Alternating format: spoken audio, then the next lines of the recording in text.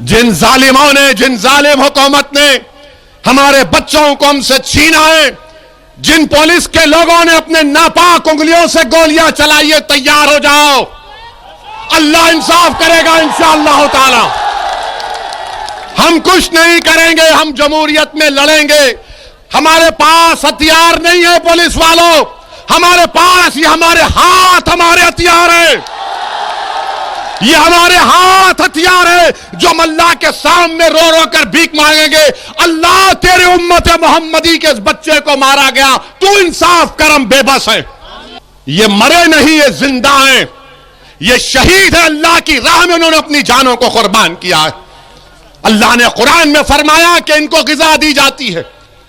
आसिफ को गोली मारने वालों, मोहसिन को गोली मारने वालों, अलीम और शाहिद को मारने वालों, सुनो, ये जिंदा हैं, तुम्हारी गोलियों ने इनको खत्म किया होगा, मगर इनके जिस्मों को खत्म किया होगा, मरो जिंदा हैं, ये शहीद हैं और अल्लाह के पास इंसाफ होगा इंशाअल्लाह ताला। अगर तुम्हारी गोली पर असदुद्दीन ओवैसी की मौत लिखी है तो मारो मुझे, मैं मरने के लिए तैयार हूं, मैं मरने के लिए तैयार हूं, मुझे मौत का डर नहीं है। मुझे डर इस बात का है कि जब कब्र में जाऊंगा और हशर के मैदान में उठाओ जाऊंगा, मैं क्या जवाब दूंगा अपने अमाल के बारे में। मारो अगर तुम्हारे में दम है तो। तुम तो इतने बहादुर हो कि तुम हम पर ही गोली उठा सकते हो, मगर तुम्हारी गोलियों को जंग लग गया था, तुम्हारी सोच खत्म हो चुकी थी, तुम मर्द नहीं मुकन्निस कहलाने के लायक हो। मेरे अजीज दोस्तों और बुजुर्गों, मैं आज के इस जलसे से आसिफ, मोहसिन, अलीम, शाहिद और आसिफ को ना सिर्फ खिराज अकीदत पेश करता हूं, बल्कि अल्लाह से दुआ करता हूं कि अल्लाह सुब्हानहू तआला अपने फजल और करम से आसिफ, मोहसिन, अलीम, शाहिद और आसिफ को अल्लाह इनकी मग़फ़रत करे, अल्लाह इनकी खबरों को नूर से भर दे, अल्लाह इनके माँ बाप को सब्र जमील अता करे और अल्लाह मुसलमानों में इनका नेक नेमुल बदल पैदा करे। अब आप जानते कौन था आसिफ, आप जानते कौन था मोहसिन, आप जानते अलीम कौन था, आप जानते शाहिद कौन था, कौन थे लोग? ये हाल है हम मुसलमानों का कि जिन बच्चों को पुलिस ने गोलियों का निशाना बना दिया, तुम उनका नाम भूल गए? नहीं, थाली मारने के लिए नहीं, याद दिला रहा हूं, ये मरने वाले किसी के बेटे थे, किसी का भाई था, किसी का शौहर था, किसी की जिम्मेदारी थी जो आज वो लोग महरूम हो चुके हैं, हम भूल चुके हैं।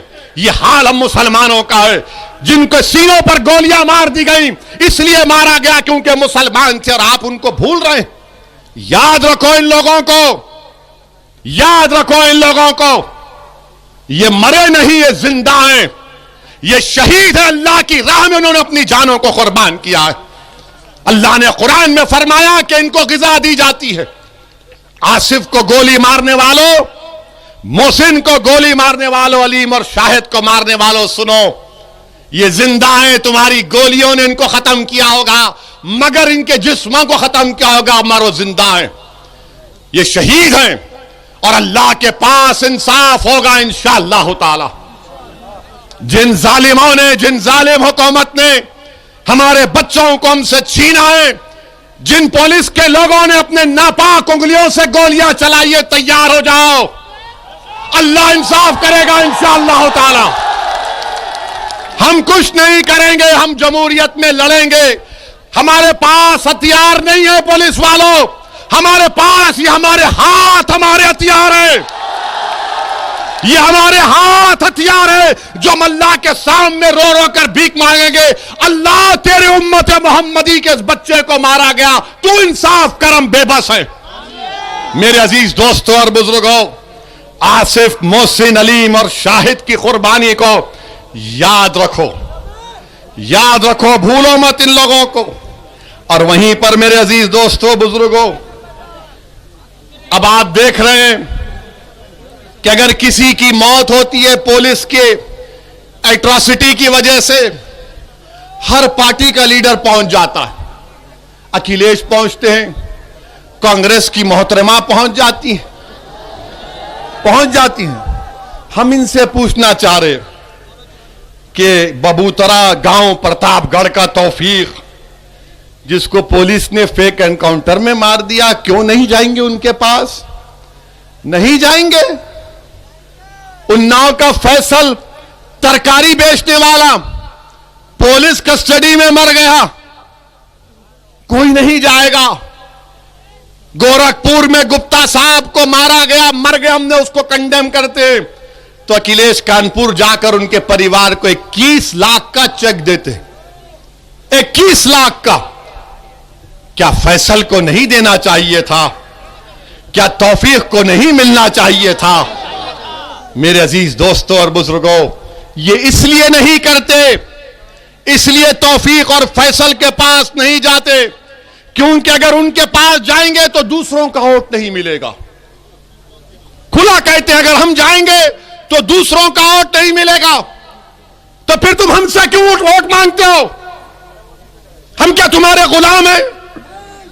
हम क्या, हमारे मुकद्दर में लिखा है कि एक को डाले बाप को डाले, बेटे को भी मुख्यमंत्री बनाया, एक एक परिवार से 3-3 को प्रधानमंत्री बनाया, कितनों को यहां पर विधानसभा भी जाया, सांसद बनाया, मगर इंसाफ कहां हुआ बताओ?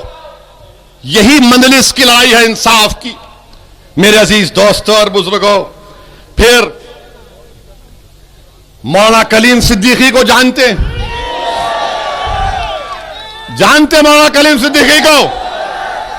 कितने लोग जानते? हाथ उठाओ। वही हाथ वैसा ही रोको। कितनों ने कलीम सिद्दीकी का नाम लिया? कौन सी पार्टी ने नाम लिया बताओ? क्या सपा ने लिया?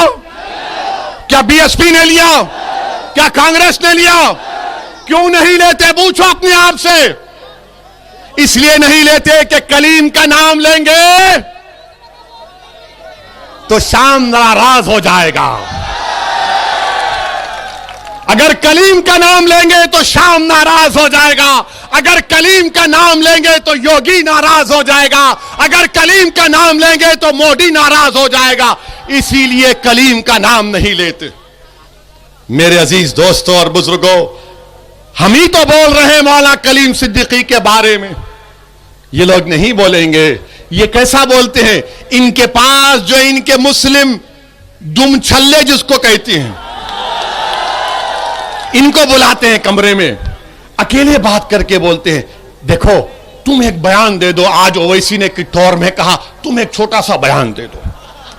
जब वो बेचारा मुसलमान हिम्मत करके कहेगा नेताजी आप कह दीजिए ना, हमारा मुसलमान खुश हो जाएगा, तो बोलेंगे नहीं नहीं नहीं, अगर हम बोलेंगे तो मोदी और योगी नाराज हो जाएंगे, उनका वोट नहीं मिलेगा।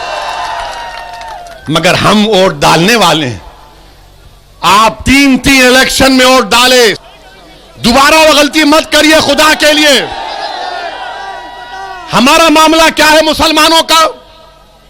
हमारे घर में आग लगी है, हमारे घर में आग लगी है, और हमारे घर से दूर 200 कोस पर एक आवाज आती है, अरे हमारा घर जल रहा है। तो मुसलमान क्या कर, अरे पहले उसका घर जाके आग बुझाऊंगा। और हम वो घर को आग बुझाते हैं, वो घर वाले को बचा लेते हैं, जब वापिस आते देखते उसका घर खंडेर बन चुका है, राख में सब जल गया। अब घर को बचाना है, घर को किसी को जलाने नहीं देना है, घर पर आंच आने नहीं देना है, घर की दीवार को सलामत रखना है। और दीवार उस वक्त सलामत रहेगी नौजवानों जब तुम सलामत रहोगे। घर की इज्जत उस वक्त सलामत रहेगी जब बुजुर्ग नौजवानों की सरपरस्ती करेंगे। घर पर आज जब नहीं आएगी जब उस घर की मां और बहनें कहेंगी कि बेटे तू इस घर का मुहाफिज है, तू ठहर जा घर के सामने और इस घर पर किसी को हमला करने मत दे।